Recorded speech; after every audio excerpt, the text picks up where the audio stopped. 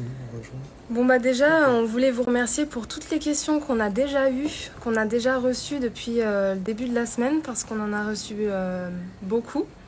Et on va tenter de répondre aux questions qui peuvent intéresser le plus de personnes possible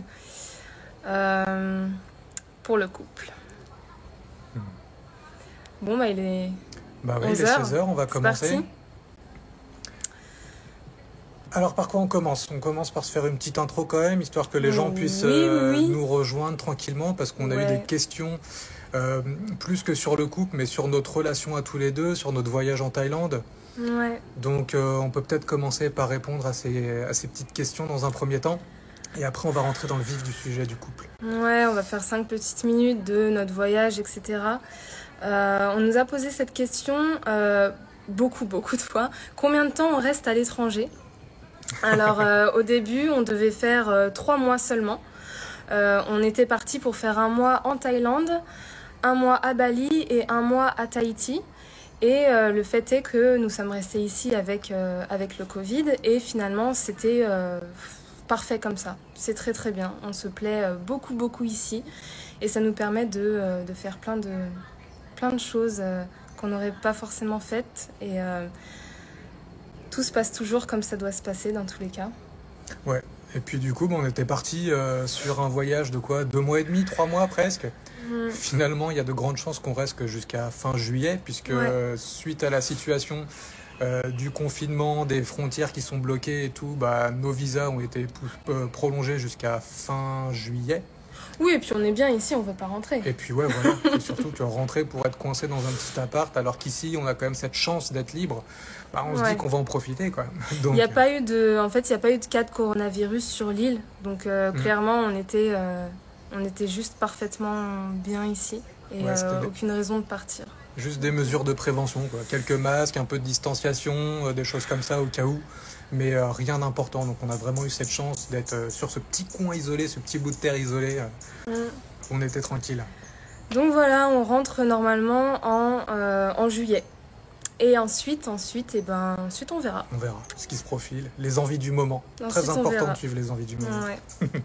Ne pas trop prévoir. On nous a demandé aussi comment on avait fait pour venir vivre ici. En fait, vu qu'à la base on était parti pour des vacances travail, puisqu'on avait dans l'idée de travailler, c'était simple les démarches. En gros, on s'est dit on veut aller là, on a pris un billet, on est venu. Il n'y a vraiment rien de plus compliqué. J'ai envie de dire, tout ce qui est plus complexe à gérer, ça s'est fait avant, où Anaïs a quitté son boulot, où moi j'ai quitté mon boulot. Et c'est ça qui nous a donné cette liberté, puisqu'on voulait accompagner les gens. C'est pour ça qu'on est tous les deux dans le coaching. Et c'est ce projet qui a fait qu'on a pu partir. Mais en soi, le voyage en lui-même, c'est comme planifier des vacances, sauf que c'est plus long. Ouais. Et du coup, ça rejoint la question de quoi vit-on? J'allais faire une blague salace, mais on va éviter, on est en live. Quoi, tu veux pas leur dire que c'est leurs impôts qui payent nos... Non, j'allais dire quelque chose de pire. Ah bon, d'accord. On travaille via Zoom, donc on a des rendez-vous, on est tous les deux coachs. Donc moi, j'accompagne des femmes aujourd'hui à révéler leur potentiel en individuel. Et Eric, tu fais un peu la même chose, sauf que tu le fais avec des hommes aussi. Ouais, moi j'ai un public mixte, si je peux dire ça, mais ouais, l'idée c'est de vraiment s'exprimer sur son chemin de vie, en fait, pouvoir se dévoiler, pouvoir travailler sur les croyances limitantes, sur toutes les peurs qu'on a, parce que l'objectif que j'ai, c'est de pouvoir amener les gens à vivre leur vie de rêve, quoi. Ouais. Et donc vivre la vie de rêve, c'est pas un objectif de fin de vie, c'est un objectif de maintenant. Donc c'est comment prendre conscience maintenant qu'on a déjà tout en main pour pouvoir le faire et pour pouvoir après le vivre au jour le jour, en fait. C'est un peu ça l'idée. En fait, on transmet vraiment et purement ce qu'on est en train de vivre et ce qu'on met en place tous les jours. Oui, voilà. Et on apprend, on accompagne les personnes à aller sur ce même chemin en fait de développement et de liberté en fait, et de suivre exactement ses envies, d'avoir le courage de le faire, d'oser aussi, et de ne plus avoir peur de lancer des choses, de croire en soi. Et voilà, c'est chouette. Donc on vit grâce à ça aujourd'hui. Et on est en plein développement justement de cette activité. Donc voilà. Voilà ça, pourquoi... ça commence à bien fonctionner pour nous. Et Ouais. puis c'est de ça qu'on vit. Donc nous, ce qu'on montre à travers ça, c'est qu'il est possible de vivre sa vie de rêve à chaque instant. L'exemple qu'on montre, c'est juste le fait que ce soit possible de le faire. Donc partir à l'étranger, être son propre patron, vivre au soleil ou peu importe, c'est qu'un exemple de ce qu'on fait. C'est pas une fin en soi. Parce qu'il y a des gens qui pourraient ne pas se reconnaître, à dire ouais mais moi j'ai pas envie de partir à l'étranger, je me sens pas d'être à mon compte. C'est pas une fin en soi d'être auto-entrepreneur et d'aller vivre à l'autre bout du monde. Nous, ça a été notre souhait de pouvoir être à notre compte parce qu'on a été salariés, que cette posture ne nous a pas plu et on a décidé de changer parce qu'on voulait aussi voyager.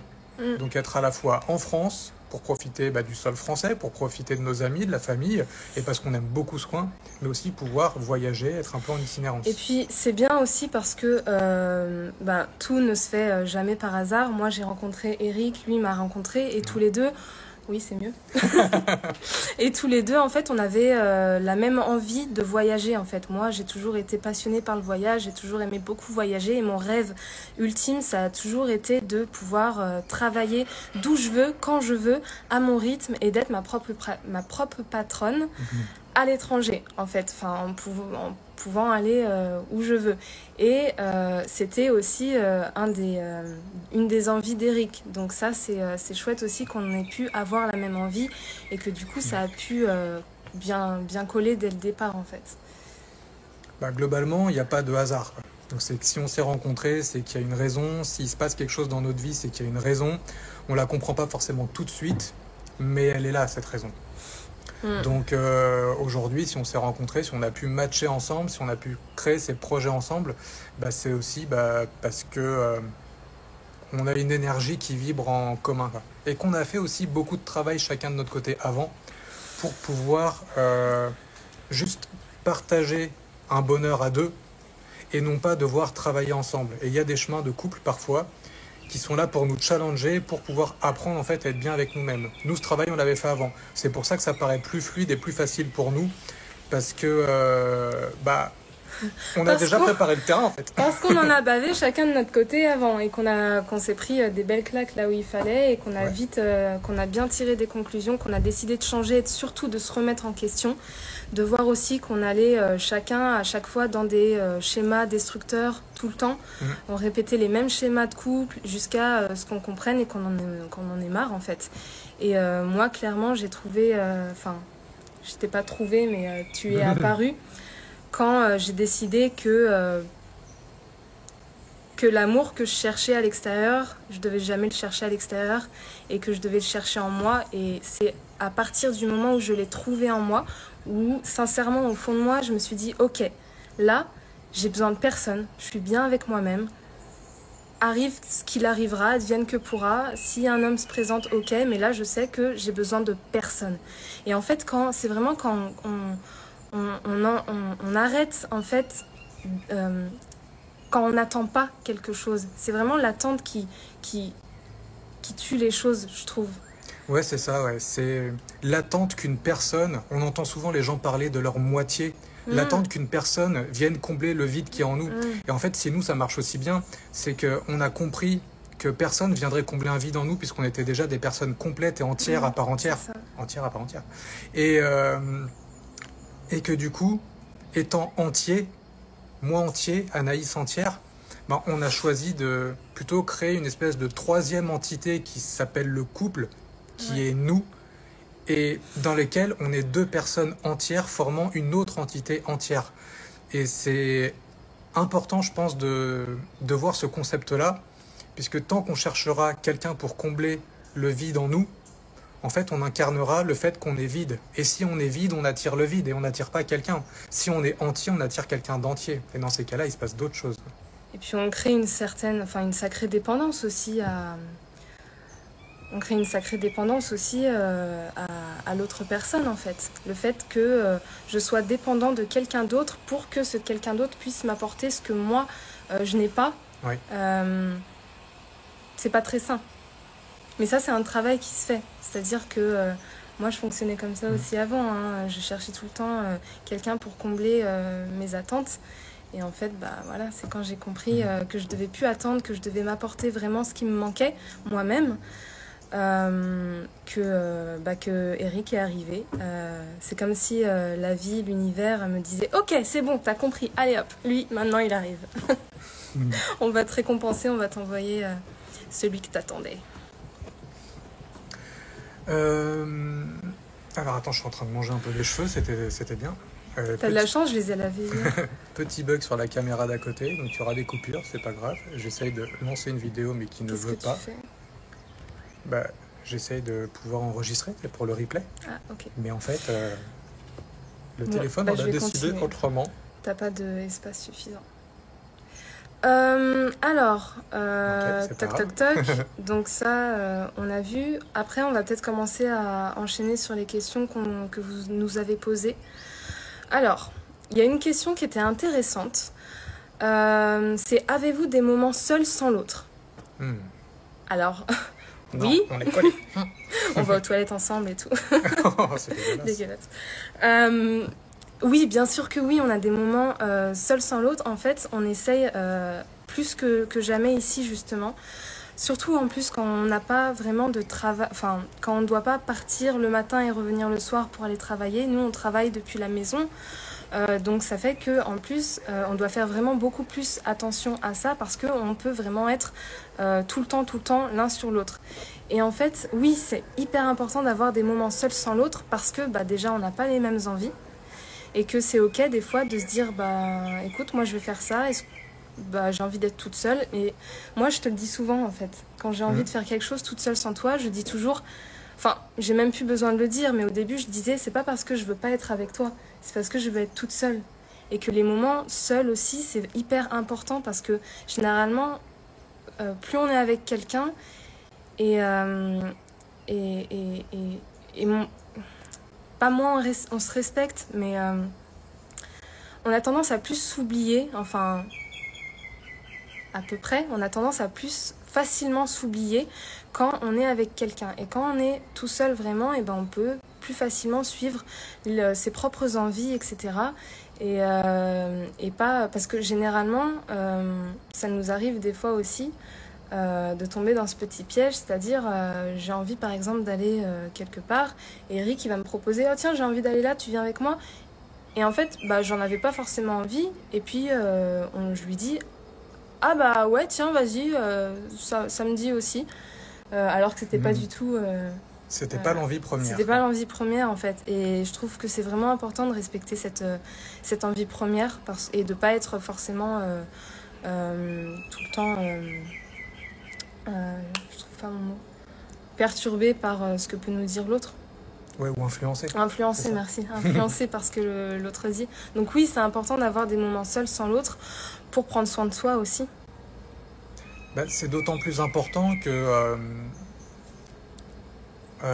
pour être bien avec les autres, si vous nous suivez, vous avez déjà dû nous entendre dire qu'il faut pouvoir prendre soin de soi, il faut pouvoir remplir sa propre coupe d'énergie. C'est sinon on se vide, et que ce soit pour notre compagnon dans notre relation, notre compagne, ou pour des amis, ou pour des clients, ou pour de la famille, ou pour qui que ce soit, si on ne vient pas d'abord remplir notre propre réserve d'énergie, viendra le moment où on s'épuise. Et quand on s'épuise, on arrive aux engueulades, on arrive au burn-out, on arrive aux maladies. Et c'est pour ça qu'il y a un équilibre à trouver, et que là, ça peut être que quelque chose de personnel. C'est-à-dire qu'il faut savoir prendre du temps pour soi tout seul. Et nous, c'est ce qu'on essaie de trouver comme équilibre quand on le ressent. Mais c'est pas toujours très simple. Hein. Non, c'est pas simple. Parce qu'il y a aussi à la fois le besoin à exprimer de remplir sa coupe et l'envie de partager un moment avec l'autre. Et parfois, l'équilibre, il est compliqué à trouver. C'est ça. C'est que, est-ce qu'aujourd'hui, je privilégie de prendre soin de moi et de mon envie, ou alors je privilégie de prendre soin de mon couple, en fait. Et, enfin, je dis ça, mais en même temps, c'est pas deux choses séparées. Il y en a un qui est la condition de l'autre, quand même. Pour que le couple il soit viable sur le long terme, il faut jamais oublier de remplir son propre bocal, sa propre réserve. Ouais. Et puis, généralement, on le sent. Parce que quand on le fait pas assez, c'est là où on commence à s'embrouiller un petit peu. Où on va se chercher un petit peu des poux dans la tête pour un détail. Et là, globalement, c'est l'alerte où nous, on sait que quand on commence à plus être d'accord et surtout quand on commence à vouloir convaincre l'autre qu'on a raison, C'est ça. c'est à ce moment-là où on sent que l'énergie commence un petit peu à baisser et qu'il faut qu'on remplisse chacun de notre côté. Mais ça, c'est simplement quand on laisse le mental prendre le dessus, en fait, et c'est notre ego qui veut toujours avoir raison. Ça, c'est quelque chose qui tue un petit peu l'amour, en fait, l'ego. Quand il y a de l'amour, il n'y a pas de... Il n'y a pas d'ego, en fait. C'est pas compatible. Je sais pas ce que tu en penses. Moi, je suis partagé là-dessus, j'avouerai. Moi, je dirais que l'ego est là et qu'il est nécessaire parce qu'on est dans un corps incarné avec une part spirituelle, une part matérielle, enfin physique, et que du coup, l'ego, je pense qu'il ne doit pas être tué ou mis de côté ou quoi que ce soit, il a besoin d'exister, comme la lumière a besoin de l'ombre, comme le bien a besoin du mal. Si on n'a pas cette nuance entre les deux, c'est difficile d'expérimenter l'un comme l'autre. Comme souvent, pour expérimenter le bien-être, on expérimente souvent la souffrance avant. C'est un chemin qu'on prend beaucoup, même si c'est pas obligatoire. Voilà. Et que, du coup, l'idée, c'est pas de faire taire l'ego ou de le tuer ou quoi que ce soit, mais c'est comprendre qu'il est là, comprendre qu'il s'exprime. Et après, choisir, si dans la relation, ou dans, peu importe comment ça s'exprime, de choisir si on a vraiment envie de s'exprimer avec l'ego, et donc la partie mentale, très souvent, la partie de notre éducation, de notre héritage génétique, l'éducation de nos parents, de l'environnement de la société, ou si on choisit de s'exprimer en gros avec le cœur, et donc avec ici, là. Et généralement, quand on fait ce choix-là, on n'a plus ce besoin de lutter en fait contre l'un ou l'autre, puisqu'on est conscient de la distinction entre l'ego et le cœur. Et après, on sait reconnaître que généralement, quand on est dans l'ego, c'est à ce moment-là qu'on va venir s'embrouiller, c'est à ce moment-là qu'on va pas être d'accord, qu'on va s'épuiser. Parce que chacun veut avoir raison, en fait. Chacun veut prouver que c'est lui qui a raison, que toi, tu dis de la merde. Et enfin, ça peut pas marcher. Et ça amène... Enfin, tout le monde a déjà vécu ces choses-là. Donc, nous, ce qu'on fait... qu'est-ce qu'on fait, tiens, quand ça arrive? Parce que ça remonte souvent, en fait. On n'est pas non plus un couple parfait où ça se passe toujours bien. On est tout le temps en train d'expérimenter la meilleure des choses pour nous. Donc, qu'est-ce qu'on fait Nous, on a acheté de la vaisselle exprès pour ça. On la prend, on la fracasse. C'est notre stock. Voilà. Non, je peux pas m'empêcher de dire des conneries, même en live. Plus concrètement, quand ça nous arrive, eh bien, on a quand même cette phase, mais elle dure pas très longtemps. Elle dure 5, 10 minutes, un quart d'heure, où on a cet échange de qui va avoir raison. Mais du coup, on crie pas, on hurle pas, on se frappe pas, on n'est pas dans cet excès-là où on a besoin de passer par une violence, qu'elle soit physique ou verbale. Mais c'est juste qu'on va surenchérir. Oui, mais moi je pense ça parce que... Ouais, mais moi je pense ça parce que... Et après, on commence à avoir la transition où on a les émotions qui arrivent. Ouais, mais moi je ressens ça parce que... Et on sent qu'on est encore dans l'esprit de convaincre parce qu'on ne s'arrête pas. Jusqu'à un moment où... pardon, excuse-moi, tu voulais dire un truc? Non. Non, jusqu'à un moment où en fait, on s'apaise tous les deux, on revient dans le centre, dans le cœur, ou un peu plus bas même. Et on arrive à exprimer plus clairement et en fait on se rend compte que tout ce qu'on dit c'est des futilités, que ça n'a pas de sens en fait. Ça tourne en rond tout le temps et au final on se rend compte que c'est une discussion qui n'aurait même pas eu lieu d'être commencée. Donc ce qu'on fait maintenant, ce qu'on essaye de faire vraiment, c'est que on essaye de repérer le moment où ça va un petit peu partir, où on va partir, où c'est notre ego qui commence, où on chauffe un petit peu. Et en fait, on décide de même pas commencer cette discussion parce que ça mène à rien.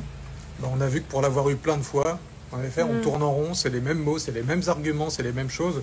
Donc plutôt que perdre notre temps, redescendre en basse vibration pour exprimer quelque chose qui nous convient pas, et on sait très bien que en fait c'est inutile, on se dit attends, on repart dans le même schéma, donc je te propose qu'on s'arrête, on prend un petit moment pour souffler, pour respirer, et puis on continue notre vie une pause de 10 secondes. Ouais, 10 secondes ou le temps nécessaire, c'est pas une règle, mais c'est juste d'éviter en fait de marquer un temps d'arrêt pour éviter d'entretenir en fait une discussion mentale, quoi. Et d'ailleurs, c'est marrant parce que c'est à ce moment-là où Émilie apparaît Coucou et petite qui nous perruche. fait coucou, les petites perruches. Et parce que c'est une idée qu'elle nous a soufflée, pour être honnête. Ouais. Une autre question. Vous arrive-t-il de vous disputer? Ah bah, on vient d'en parler. Ouais, mais alors, non, on se dispute jamais en fait. On parle. On parle calmement. Et moi, c'est la première fois que je suis dans une relation où vraiment on se dispute pas, on n'ose jamais le ton. Je crois que je t'ai jamais entendu crier, tu ne m'as jamais entendu crier à part Non. quand je chante. Ouais, c'est tout, ouais. Non, mais on n'en arrive jamais à là en fait parce que déjà on s'aime, mais profondément et tous les deux d'un amour identique. Il n'y en a pas un qui aime plus que l'autre. Il n'y en a pas un qui se sent inférieur à l'autre, etc. Donc, nous arrive-t-il de nous disputer? Non, on se dispute pas parce que on ne laisse pas les discussions arriver là, en fait. On est assez intelligent. Enfin, Je sais pas si c'est de l'intelligence, mais c'est plutôt ouvert en fait au voilà. fait que à un moment donné, on a un moment de fatigue, on a un moment où, comme on disait tout à l'heure, il y a l'ego, il y a le mental qui revient faire surface et qui a envie de s'exprimer. Et on n'arrive pas, oulala, on a failli tomber. On n'arrive pas au stade où on a besoin Ça part en live, d'aller en dans la fait. violence en fait. Ouais, Il n'y a non. pas besoin de violence, alors encore moins physique déjà, mais même de la violence verbale. Crier, ça n'a aucun intérêt pour nous puisqu'on est capable d'exprimer Et nos puis, émotions, en nos fait, ressentis. voilà, sans ça. en fait, quand on arrive vraiment à une violence, quand on est violent, que ça soit dans ses, oula, j'ai chaud, dans ses paroles, dans ses actes, c'est que on a retenu ça en nous, en fait. Et c'est vraiment une jauge qui monte, qui monte, qui monte, et à un moment, ça explose. Et en fait, nous, on la nourrit même pas, cette jauge. À chaque fois qu'il y a un seul petit désaccord, quelque chose que Eric fait et que moi, je suis pas d'accord, ou inversement, bah, je vais lui dire. On se le dit tout simplement. Bon, bah écoute, un exemple concret, j'aime pas faire la vaisselle.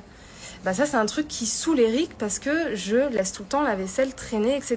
Parce que Bah, moi non plus, j'aime pas ça. voilà. Et il me le dit en fait. Et on n'arrive pas à un moment où il va exploser parce qu'il s'est retenu pendant des mois de toutes les vaisselles que j'ai laissées traîner. Et en fait, il me le dit petit à petit. Et on n'arrive pas à un moment où on explose. Et il y a la façon de le dire aussi. Quand on se dit les choses avec amour, avec respect, alors au lieu de faire un reproche par exemple, au lieu de dire oh tu fais pas la vaisselle, tu me fais chier. Bah non, on va dire, bah écoute, la vaisselle, moi, faire parler ses sentiments en fait.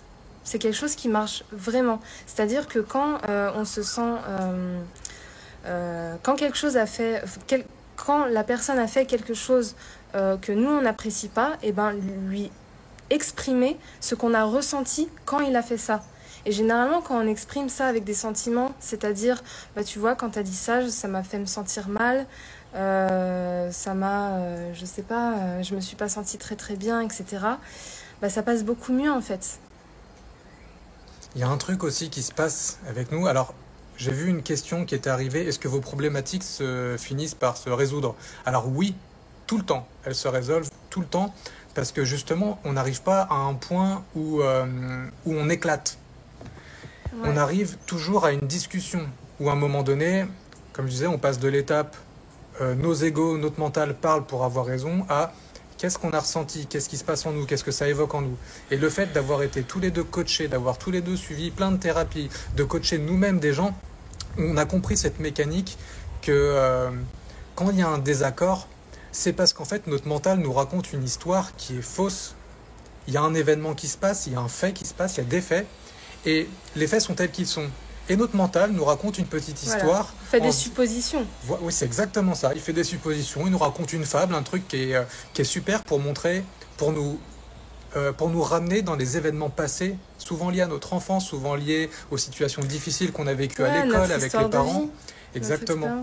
Et on sait tous les deux clairement identifier ça. Et c'est parce qu'on a fait ce travail de décortiquer tout le processus régulièrement, volontairement. Et aujourd'hui, on le fait instinctivement. C'est-à-dire que quand on commence à arriver dans ces schémas-là, ben on se dit, attends, moi si je pense ça, c'est parce que tel truc, c'est parce que ça me rappelle tel souvenir. Vu que j'étais habitué à avoir telle réaction face à tel événement, c'est pour ça qu'aujourd'hui je le prends mal.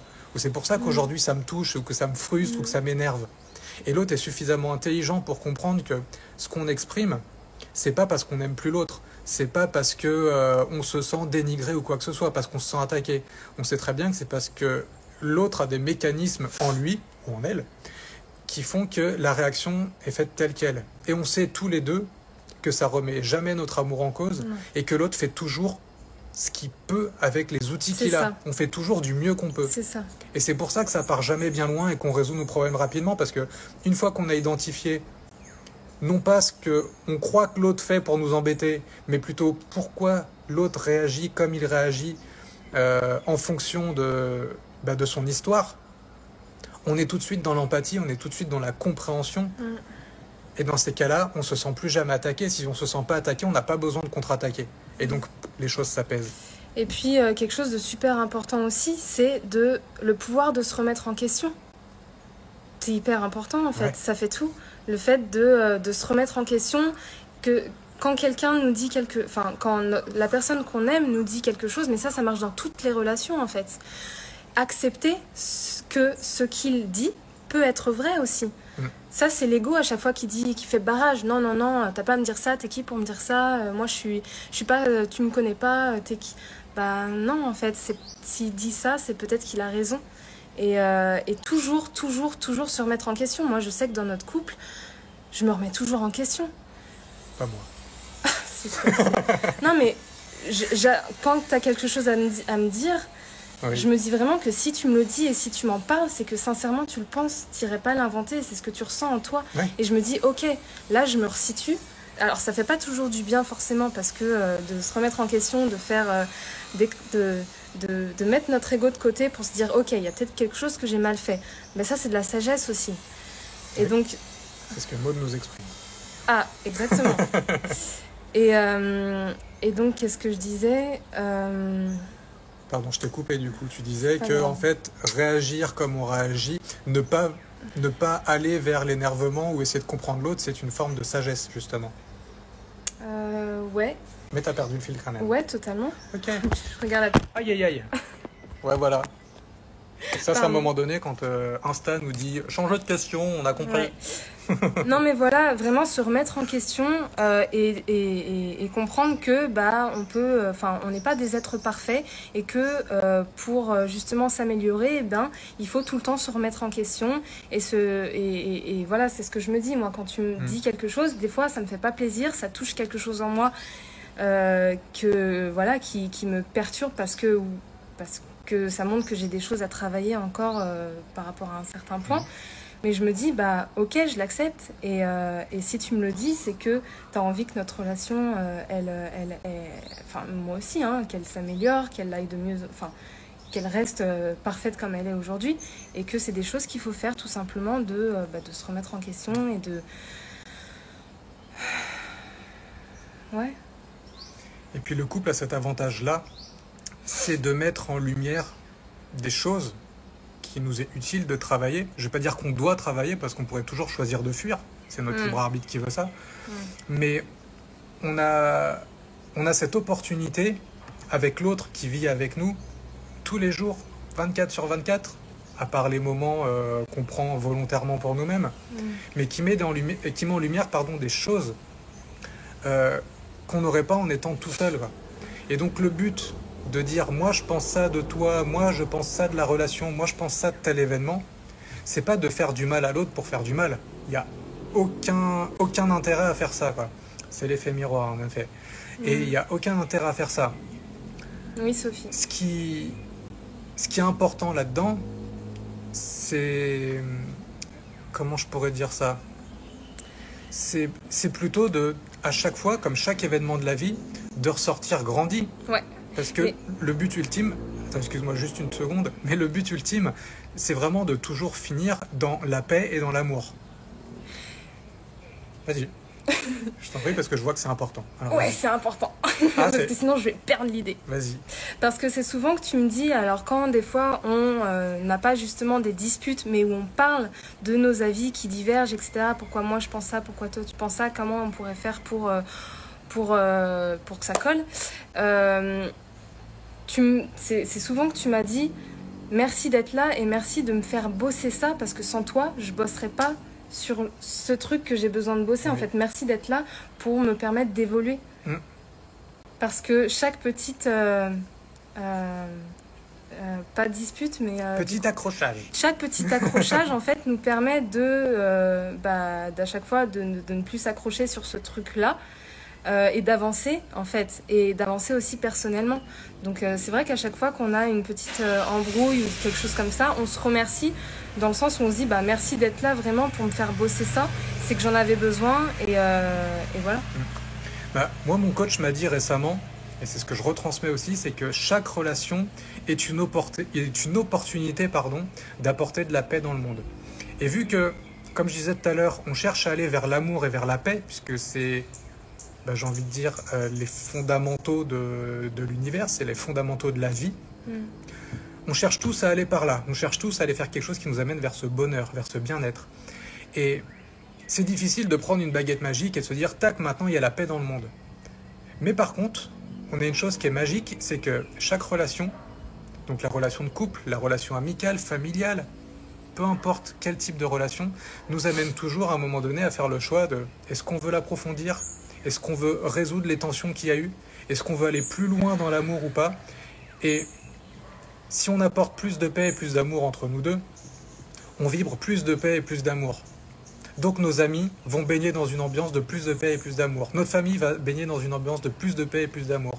Et vu qu'ils seront dans cette ambiance, tous ceux qui vont les toucher, et c'est là un peu le genre de effet domino si on peut dire, va apporter cette paix de manière globale.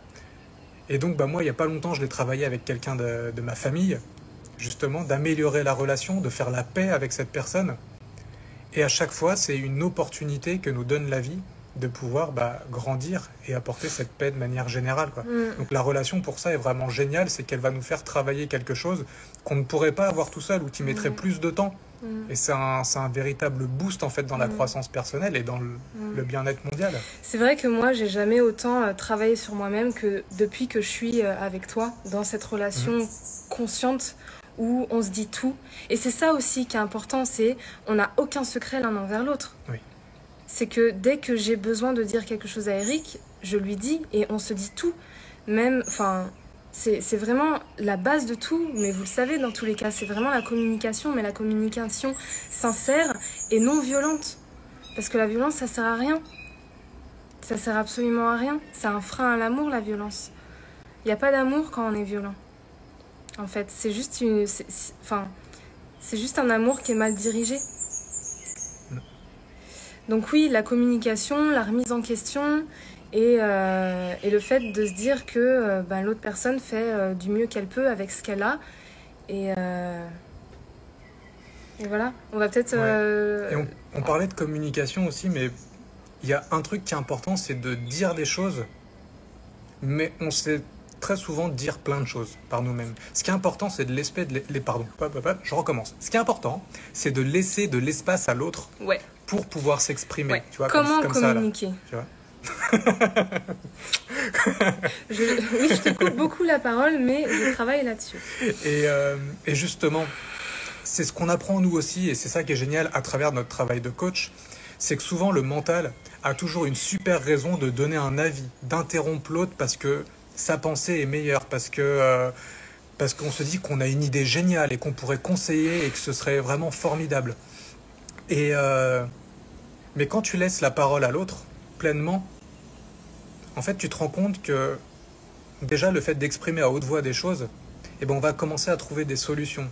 Le fait de laisser un temps passer aussi, de pas réagir dès que le mental il vient dire ouais mais là je pourrais dire un truc super génial ou j'ai un super conseil ou j'ai un super avis, te fait te rendre compte que ce super avis, il n'était pas si génial ou pas si important que ça quand tu laisses passer 10-15 secondes. Et du coup, ce qu'on fait de temps en temps, c'est aussi de se laisser un espace de parole, comme dans les cercles de parole en fait. Mais ça c'est quelque chose que tout le monde peut faire. Hein. Non, mais il n'y a pas que... Oui, c'est-à-dire se couper la parole ou pas? Ouais, je sais que parfois je peux aussi parler très longtemps, donc c'est aussi important de se couper la parole pour dire ouais c'est bon, à un moment donné, il faut que tu te taisses 2 secondes. Oui, moi je suis là, ouais. C'est quelque chose que vous pouvez faire aussi, par exemple, en tant que couple. vous mettre dans une pièce l'un avec l'autre et laisser un temps de parole à l'autre. Donc lui faire, pour qu'il puisse dire tout ce qu'il a envie, dans la bienveillance toujours, hein, c'est pas je vais sortir, déballer mon sac, etc. Mais juste de parler et que l'autre se sente en fait écouté sincèrement sans que, par exemple, c'est vraiment parler sans que l'autre ne puisse interférer dans ce qu'on dit. C'est-à-dire que l'autre se tait et ne fait qu'écouter, en fait. Ça peut être 5 minutes, 10 minutes, un quart d'heure, 20 minutes. C'est vraiment de se laisser un temps de parole où l'autre peut tout dire et ça ne sera pas chargé contre lui, en fait. C'est vraiment un temps de parole où on peut... Et puis généralement, plus on parle et plus c'est les couches de l'oignon, en fait. Plus... Au début, on commence par des choses superficielles et après, on creuse, mais nous-mêmes, au fond des choses qui sont vraiment importantes à dire. Et le fait que l'autre ne nous interrompt pas, qu'on ait vraiment la possibilité de parler et de dire ce qu'on veut, et ben ça libère vachement les choses, en fait, au sein du couple. Ouais. Et de manière générale, dans toute relation, on pourrait même l'appliquer à la famille. Il y en a certains qui mettent en place des conseils de famille où aussi bien les parents que les enfants ont cet espace de parole sans jugement, sans intervention, sans interrompre. Et donc, dans ce cas-là, on peut mettre un chrono. Et hop, pendant 10 minutes, chacun parle. Et il n'y a pas de... Il y a aussi ce truc qui est très frustrant dans notre vie de tous les jours, et pas que là, hein. C'est que souvent, on se presse de dire les choses parce qu'on sait que le moindre blanc, le moindre interlude, et parfois il n'y a même pas besoin d'un blanc pour que l'autre nous coupe la parole, eh bien, on va être frustré parce que si on ne peut pas tout sortir d'un coup, eh bien, comment dire ça ? Eh bien, on va se renfermer sur soi. Et le fait de laisser cet espace nous permet de dérouler une parole calme, en laissant 2 minutes de blanc s'il faut, pour laisser le temps à tout ça de se mettre en place et de sortir comme ça doit sortir, et pas d'être dans l'urgence ou dans la frustration de ne pas pouvoir avoir fini. Parce qu'au final, l'autre va interrompre, nous donner un super conseil, blablater dessus, et on part sur un autre sujet. Et toi, tu es là avec ta pensée en disant « Ouais, mais si cette personne m'avait laissé finir, j'aurais pu lui expliquer mieux, en fait, parce que c'était ma pensée, c'était mon déroulement et c'est pas son avis, en fait. » Parce qu'une énorme partie, quelque chose qui est vraiment énorme et qui fait vraiment partie de la communication, c'est l'écoute. Qu'on peut pas parler sans quelqu'un qui écoute réellement. Je pense que ça vous est ça vous est pas mal arrivé de parler. Vous connaissez tous une personne où vous parlez et elle attend qu'une chose, c'est que vous vous taisiez pour elle parler de sa vie. Et ça, c'est juste insupportable. C'est insupportable. On se sent pas écouté et donc du coup, on n'a pas envie de confier, on n'a pas envie de parler et on se ferme. Donc au sein d'une relation, c'est pas viable ça non plus. Ah bah non. Que si on se ferme, au bout d'un moment, on sera... Il y a les non-dits, on communique plus, et comme on a dit que la base, c'est vraiment de communiquer sincèrement et consciemment, du coup, les non-dits entraînent juste à ce qu'on remplisse notre jauge de colère et qu'à un moment, ça déborde et ça pète, engueulade, dispute, etc. Exactement. Une autre question, peut-être, pourquoi j'ai toujours peur de trop donner ? Une personne nous a posé cette question. Très bonne question. Est-ce que tu as un avis là-dessus ? Ou est-ce que tu veux que je te donne le mien ? Vas-y, donne-moi le tien. Ok. J'aime bien cette question parce que je l'ai déjà abordée il n'y a pas très longtemps dans une vidéo. Quand on a peur de trop donner, on part du principe que ce qu'on a à donner est en quantité limitée. Et donc dans ce cas-là, on doit choisir à qui on donne. Est-ce que quelqu'un mérite qu'on lui donne de l'amour, qu'on lui donne du temps, qu'on lui donne de l'énergie ? Et du coup, si je donne... Et puis du coup, c'était mal dirigé parce que cette personne n'a pas suivi les conseils, elle m'a trahi, elle m'a blessé, peu importe quoi. On se dit qu'on s'est épuisé ou qu'on a donné vainement. Mais le problème, c'est pas est-ce qu'on a peur de trop donner, c'est déjà qui on est, qui on veut incarner, quoi. Est-ce qu'on veut incarner une personne généreuse, bienveillante, et dans ces cas-là, on donne ? Ou est-ce qu'on veut incarner quelqu'un sur la retenue, quelqu'un qui a peur, quelqu'un qui n'est pas confiant, quelqu'un qui n'est pas dans l'abondance aussi, et dans ces cas-là, on retient les choses et on essaie de les donner au compte-gouttes, parce que si on ne maîtrise pas ce don, globalement, on va vite s'épuiser, quoi. Et donc, dans ce cas-là, on rejoint ce qu'on disait tout à l'heure. Si tu donnes dans ton bocal, ton bocal d'énergie, si tu donnes une petite partie de ça, que tu as ça de chargé, et que tu donnes cette partie, tu vas t'épuiser, tu vas te fatiguer, tu vas être blessé parce que tu vas prêter attention au regard de l'autre, à l'attention que tu voudras avoir, l'attente, du retour surinvestissement, j'ai envie de dire, de ce que tu as donné, quoi. Alors que si tu remplis ton bocal d'abord et que tu donnes tout ce qui déborde, tu es dans la profusion, dans l'abondance. Et dans ces cas-là, tu peux pas trop donner, puisque tu vas donner l'excédent de tout ce qui te compose et tu vas pas venir à t'épuiser. Donc la question, c'est plutôt comment on remplit son bocal maintenant. On peut jamais trop donner, en fait. Voilà. Merci pour cette conclusion, voilà. Le mot de la fin. On peut jamais trop donner. Une question intéressante aussi, pourquoi je dis oui par réflexe alors que je n'en ai pas vraiment envie? Moi j'ai envie... Pourquoi je dis oui par réflexe alors que je n'en ai pas vraiment envie dans une relation de couple, hein. Et ben tout simplement, pourquoi alors c'est juste le fait que pourquoi tu te respectes pas dans la relation en fait. Pourquoi tu veux absolument plaire à l'autre? Qu'est-ce que tu cherches à prouver là-dedans, en fait? Je sais pas. Moi, je dirais, au-delà de qu'est-ce que tu cherches à prouver, qu'est-ce que tu cherches à récupérer? Ouais. Parce que si tu en es au point de te sacrifier pour l'autre, c'est ça. Il y a peut-être un moment donné où tu estimes que tu ne mérites pas de prendre du temps pour toi. Tu ne mérites pas de l'amour et que tu dois sacrifier une partie de toi, que ce soit ton temps, que ce soit ton physique, que ce soit ton énergie, pour espérer en retour que l'autre t'aime, que l'autre te donne. Donc dans ces cas-là, le oui par réflexe, il est peut-être aussi par divers conditionnements, mais qui font que on t'a pas appris à te prioriser. C'est ça. Et que dire non à l'autre, ça veut pas dire non tu me saoules, non je t'aime pas. Dire non à l'autre, ça veut dire se dire oui à soi. Et se respecter, du coup. Oui. Et c'est vraiment en se respectant soi que tu vas pouvoir vraiment être dans une relation, attirer une relation saine. Parce qu'en fait, tant que tu te respectes pas, comment veux-tu que l'autre personne puisse te respecter aussi? Hein? C'est pas... dire oui par réflexe, dire oui tout le temps, c'est essayer d'être, de plaire à tout le monde. Et dans tous les cas, on ne peut jamais plaire à tout le monde. Il y aura toujours des personnes qui ne sont pas d'accord avec qui on est, avec ce qu'on dit, avec ce qu'on partage. Et à partir du principe qu'on ne peut pas plaire à tout le monde et on n'a pas à plaire à tout le monde non plus, juste à être toi-même, à te respecter et à ne pas surtout t'écraser devant les attentes d'une autre personne. Ce que je dis en fait souvent en coaching avec les femmes que j'accompagne, c'est que quand tu es devant une personne que tu idéalises ou en fait... Quand tu as l'impression que la balance, elle est comme ça, que tu te sens inférieur à cette personne, dis-toi vraiment, je vaux autant que le nom de la personne. Je vaux autant que cette personne. Je vaux autant que cette personne, donc je compte autant et je suis aussi important qu'elle. Donc mes envies sont aussi importantes que cette personne. Jamais on doit s'écraser devant quelqu'un, en fait. Surtout pas notre conjoint, parce que là, on part vraiment dans une relation vraiment pas saine. Si à partir du moment où il y en a un qui se respecte pas, la relation ne peut pas avancer sereinement. En fait. Et quand il y en a un qui se respecte pas, c'est que l'autre aussi ne le respecte pas forcément. Oui.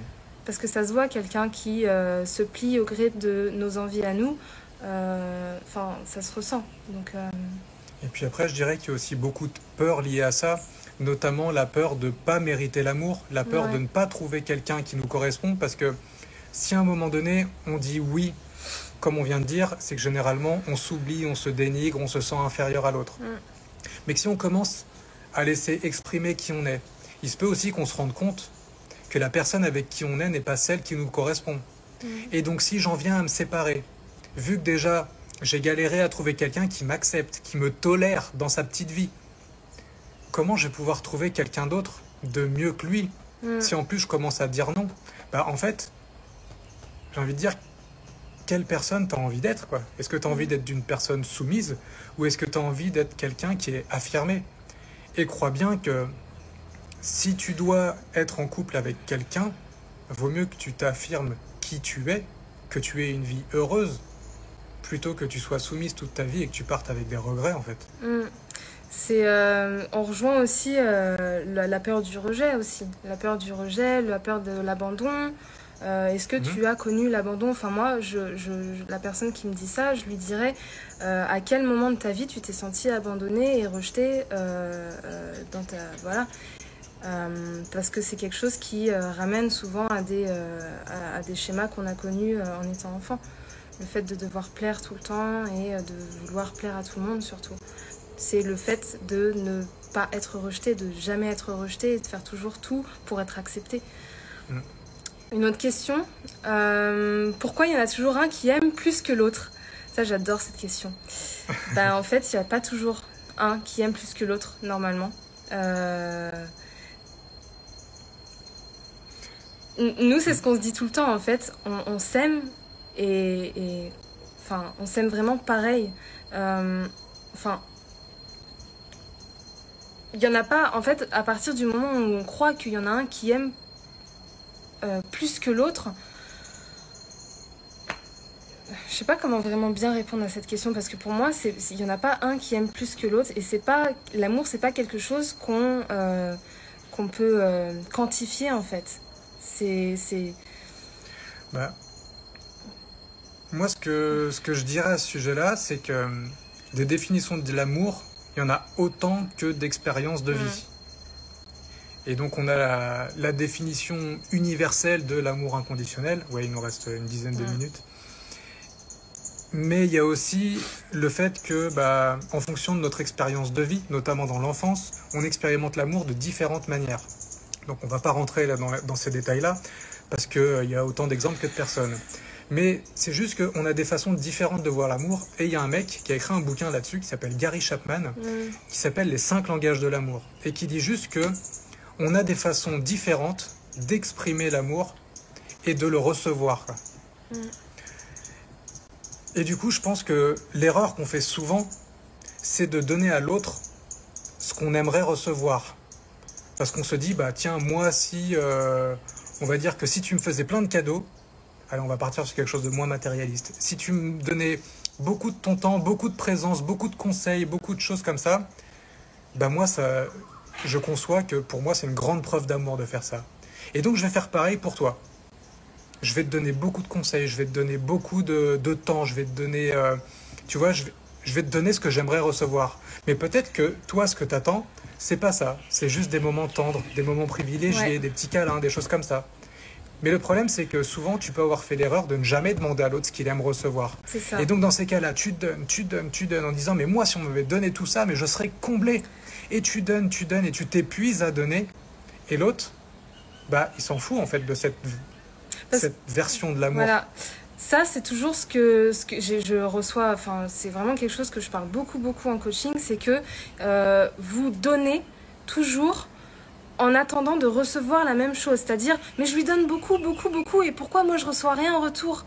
Parce que vous parlez peut-être pas le même langage de l'amour, et aussi, ça ne sert à rien d'avoir des attentes, parce que c'est vous qui décidez de donner autant et donner d'une façon. Et en fait, lui, il n'a pas demandé à ce que vous lui donniez autant de cette façon. Donc, des personnes qui donnent beaucoup, c'est vous qui décidez de donner, et la personne, elle n'a pas à vous rendre exactement ce qu'elle vous a donné, ce que vous avez donné. Et après, il y a aussi une notion de quantité. C'est-à-dire que peut-être qu'une personne a besoin de recevoir beaucoup, oui, voilà. Et peut-être que l'autre a besoin de recevoir un petit peu, et que c'est ok qu'il y en ait un qui donne plus que l'autre, parce qu'à un moment donné, l'autre a plus de besoins. Ça ne veut pas dire que tout le temps on doit compter les points, se dire tiens, je t'ai donné 3 fois, tu dois me donner 3 fois. Ouais. Non, peut-être qu'à un moment donné, il faut que je te donne 50 fois, mais que moi ça va. Et dans ces cas-là, que tu me donnes une fois ou deux pour entretenir la flamme, j'ai envie de dire, c'est suffisant. Mais peut-être que dans 1 mois, 3 mois, 6 mois, j'aurai besoin de beaucoup, et toi, tu auras besoin de peu. Et donc, du coup, la tendance va s'inverser. Voilà. Donc, en fait, il ne faut pas compter les points, quoi. Même on n'est pas des sur fois, un match, quoi. Voilà, même des fois, dans notre relation, ça arrive que moi, j'ai des périodes où je suis vraiment collée à Eric, où je lui fais vraiment, je suis vraiment très physique, où je vais avoir besoin de lui faire des câlins, des bisous, de lui exprimer mon amour. Et il y a d'autres moments où, au contraire, quand c'est la période de mes lunes, etc., où j'ai besoin d'un petit peu de retrait, il le sait, je lui dis, je lui fais, écoute, là, j'ai pas envie. Et en fait, il le sait, c'est pas que je l'aime pas, il le sait que je l'aime profondément de tout mon être, c'est juste que là, j'ai juste besoin d'être toute seule, et en fait, c'est juste le respect de ce que veut l'autre aussi, c'est que on fluctue toujours, et il y a des moments où on va être super démonstratif et d'autres moments où on ne va pas forcément l'être, et c'est pas parce que on n'aime plus la personne Pas du tout. Et ça, c'est quelque chose qu'on a bien compris tous les deux. Ouais. C'est que ne pas se sentir rejeté parce que on attend, parce que l'autre ne nous donne pas ce qu'on attend qu'il nous donne. Parce que peut-être que pour lui, il nous donne énormément. Donc on en revient à la même chose, la communication. Et puis aussi, un principe sur lequel on ne part jamais, on ne fait pas de suppositions. Voilà. On a exprimé clairement que l'un et l'autre, on s'aimait. Il n'y a pas de raison que, sans raison apparente, ce soit l'inverse. Donc parfois, il se peut que on se fasse engueuler, qu'on râle, qu'on soit pas bien, qu'on se fasse peut-être un peu rejeter, parce que comme Anaïs le disait, quand elle a ses règles qui sont là, eh bien, il y a un besoin physique qui est moins présent. Et dans ces cas-là, si j'avais pas cette conscience de poser la question ou de la laisser s'exprimer, je pourrais me sentir rejeté. Et donc parfois, ça peut vachement ressembler à un rejet, ça peut vachement ressembler à un reproche, à une engueulade, à tout plein de trucs négatifs que notre mental pourrait juger comme négatifs, mais ça ne l'est pas. Si à un moment donné, on est honnête l'un avec l'autre, on s'est toujours dit qu'on parlait honnêtement, qu'on exprimait tout ce qu'on avait besoin d'exprimer, et que si elle me dit pas clairement, ou si je lui dis pas clairement, là tu me saoules, je t'aime plus, il n'y en a aucun de nous deux qui va faire cette supposition-là. Et donc dans ces cas-là, on part pas sur des engueulades, on part pas sur un mal-être, on part pas sur des choses délirantes en fait. Il y a juste une petite question aussi qu'une personne nous avait posée qui était assez intéressante. Elle nous avait dit « Que faire quand on s'aime toujours mais qu'on n'a plus de vision commune ?» Avec mon mari, on s'aperçoit qu'on a changé tous les deux, qu'on n'a plus tellement de projets en commun qui nous boostent. On s'aime toujours mais on n'a plus de vision commune. Est-ce que rester ensemble est la bonne décision de vivre? La bonne façon de vivre nos vies? Alors c'est une question intéressante mais délicate, parce qu'il ne faudrait pas prendre notre avis ou notre conseil pour une vérité, pour quelque chose à appliquer à la lettre. Mais après, il y a une certaine logique. C'est que si, en fait, si sincèrement, au fond de toi, tu as des valeurs et que cette personne qui a évolué en face de toi ne partage plus ces mêmes valeurs, ne partage plus les mêmes envies que toi, au fond de lui, sincèrement, si vous avez avancé le long de cette route et qu'à un moment, hop, ça fait ça, à un moment, vous pouvez, vous avez beau vous tenir la main, elle lâche en fait. Vous êtes trop éloignés l'un de l'autre. C'est comme s'il y a un fossé qui s'est creusé entre les deux. Et dans ce cas-là, c'est soit il y en a un qui s'oublie pour se coller aux envies de l'autre, soit inversement. Mais dans tous les cas, il y en a un qui, et par-delà, il y a les deux en fait qui vont souffrir de la situation. Donc à un moment, il faut juste être raisonnable, être sage. Alors, faut essayer aussi, faut parler, communiquer, etc. Mais à un moment, si vraiment on a chacun des envies qui partent à l'est et l'autre à l'ouest, clairement, il faut se respecter chacun de son côté. On a beaucoup cette croyance qui est liée aux vieilles traditions, au mariage notamment, pour le meilleur et pour le pire, jusqu'à ce que la mort vous sépare. Et même si c'est quelque chose qui n'est pas exprimé clairement lors d'une relation, parce qu'on ne s'est pas forcément dit tous ces mots aujourd'hui, c'est quelque chose qui est incrusté dans notre conscience collective et qui fait qu'on croit qu'une belle relation, c'est jusqu'au bout. On s'est engagé, c'est jusqu'au bout. Il nous reste 1 minute 57, donc on va faire très vite. Et qu'il peut y avoir des très belles relations qui durent 6 mois, des très belles relations qui durent 10 ans, des très belles relations qui durent toute la vie. Parce qu'on change tout le temps, on évolue, on est des personnes qui évoluent, qui changent, et ça arrive qu'au sein d'une relation, il y a 2 personnes qui évoluent, mais pas dans le même sens. Et le vrai amour, c'est de laisser partir la personne de son côté. Et de soi, se laisser partir aussi vers là où on a envie d'aller. C'est ça le réel amour. Donc après, oui, c'est toujours temps de voir s'il y a un compromis qui se trouve entre les deux pour que chacun y trouve son compte dans l'évolution du chemin. Mais qu'en effet, s'il y a vraiment 2 regards opposés, c'est de l'amour envers soi-même que de suivre sa route, et c'est de l'amour envers l'autre que de le laisser suivre sa route aussi. Et ça peut être super. Donc nous, on peut aussi vous donner des petits tips, des petites astuces qu'on fait, qu'on essaye de faire justement pour entretenir la relation, parce qu'il n'y a rien d'acquis, c'est toujours quelque chose à entretenir, une relation. Donc ce qu'on fait, c'est qu'on se fait des petits rendez-vous amoureux réguliers, c'est-à-dire que on se fait beau, on se fait etc. Et puis on va dans un restaurant, on évite les téléphones, etc. Et on a vraiment des conversations tous les deux, on se regarde dans les yeux, on se fait des petites caresses, etc. Au restaurant. Dans les lieux publics. Non, mais voilà, des petits dates réguliers en fait. Chacun de son côté aussi, régulièrement prendre du temps pour soi, super important. C'est pas parce qu'on a envie d'être seul qu'on n'a pas envie d'être avec l'autre, c'est juste qu'on a envie de prendre du temps pour soi et c'est ok. Et on pourrait dire encore plein de choses, mais il reste 15 secondes, donc merci à vous pour vos messages, pour avoir été présents. On fera d'autres lives. Oui, on va faire d'autres lives parce qu'on se rend compte qu'on a plein de choses à dire. Oui, mais que de toute façon, là on arrive au bout. 5 secondes, alors on vous fait des gros bisous.